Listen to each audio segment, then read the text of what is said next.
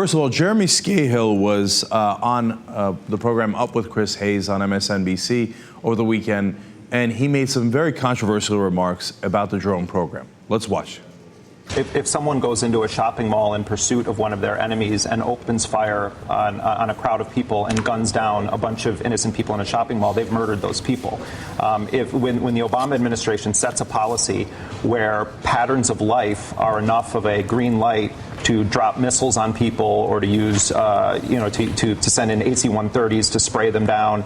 But that wasn't the case here. You're talking about a targeted person here. No.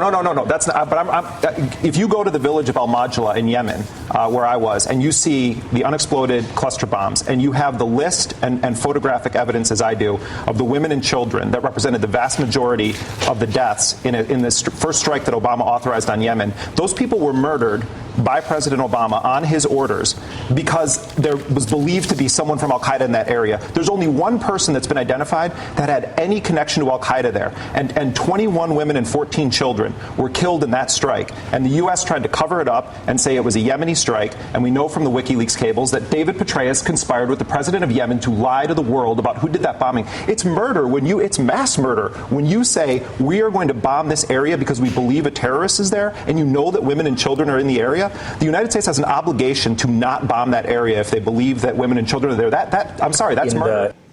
Now, is it murder? Look, we have had so-called collateral damage throughout a lot of our wars, if not almost all of our wars, obviously.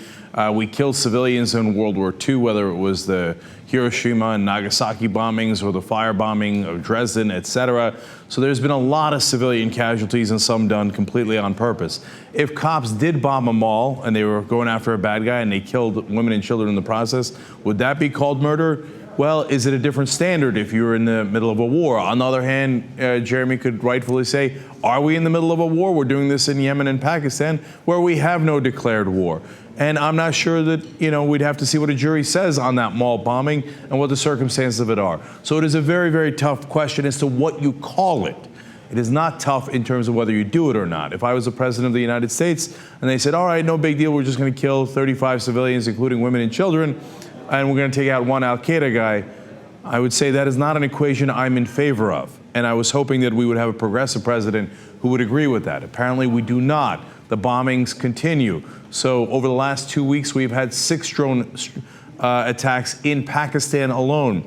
Over the weekend, 3 different ones. Now the Foreign Ministry of Pakistan is calling them, quote, illegal, which is a strong word, and saying it violates their sovereignty, which is almost certainly true. Obviously, it violates their sovereignty if they are not in favor of it. Some, of course, believe that they tacitly approve those. By calling things illegal in public, they are seeming to indicate that we no longer tacitly approve of these. Now, 4 missiles were fired at the village of Mana Ragzai in southern Waziristan over the weekend. 12 people killed. In the 3 bombings overall, 27 people killed. How many of those were actually terrorists, militants? It is entirely unclear. One thing that is clear is that we have targeted civilians, including what is known as a double tap, which is when there is a bombing, if people go to help first responders, you do a double tap and you kill those guys. Or you do a double tap at a funeral. When they go to bury the guy you killed with a drone strike, you do a drone strike on the funeral. This double tap is a term that was coined apparently to describe what Hamas did in some of their suicide bombings. So we'll get back to that in a second. So have we in fact done that, though, here in the United States? The answer seems to be a definitive yes. The Bureau of Investigative Journalism says that the CIA's drone campaign in Pakistan has killed dozens of civilians who had gone to help rescue victims or were attending funerals. New York Times further describes that same report, saying at least 50 civilians had been killed in follow-up strikes after they rushed to help those hit by drone-fired missile. And furthermore, says the Bureau counted more than 20 other civilians killed in strikes on funerals.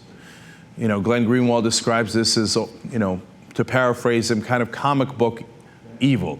If someone did this in a movie, they'd be like the mafia boss going to kill people at a funeral, and it would seem despicable, or an evil, villainous king, etc. In fact, I found out today the mafia has an unwritten rule that you don't do this at funerals. Even the mafia has that rule, and we will not abide by it. Now, it's not just something we've done in the past, it's what we did this weekend. As The Guardian points out, at the time of the attack, this is the second attack this one struck the funeral of one of the guys who was being murdered. Quote, at the time of the attack, suspected militants had gathered to offer condolences to the brother of a militant commander killed during another U.S. unmanned drone attack on Saturday. The brother was one of those who died in the Sunday morning attack. The Pakistani official said 2 of the dead were foreigners and the rest were Pakistani. Now, when you talk about foreigners inside Pakistan, oftentimes that is foreign fighters. That might be connected to al-Qaeda. Is it? Who knows? Nobody knows. How about the brother of the so-called militant? Was he on any list? Not as far as we know. It appears that he might be a civilian. But you know what? He made the mistake of attending his brother's funeral. How dare he?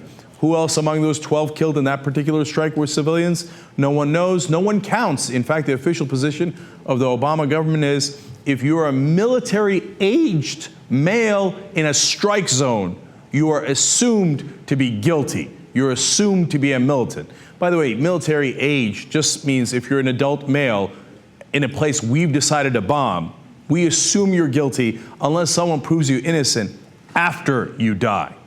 Okay, so that's how we count civilians. Now, is that problematic? Is that a huge problem, no matter what you call it? Whether you call it murder or not? Absolutely. In fact, where do we get this? Well, we got this idea of the so-called double tap from other terrorists. The FBI described it this way. This is in a news story about the FBI warning about secondary explosive devices in Iraq. Quote, terrorists may use secondary explosive devices to kill and injure emergency personnel responding to an initial attack. The FBI again warned U.S. law enforcement agencies. Now, they're warning about this locally here in the U.S. They certainly warned about it in Iraq as well because they saw that that was happening, some of the attacks in Iraq. In fact, they were right to warn about it here locally because it's happened before. The domestic terrorist Eric Rudolph did it in his 1998 bombing of a women's clinic. He also did it at the Northside Family Planning Services in 1997. Over and over again, he would do what was called a double tap. First bomb, when police respond, first responders, rescuers respond, he explodes a larger second bomb.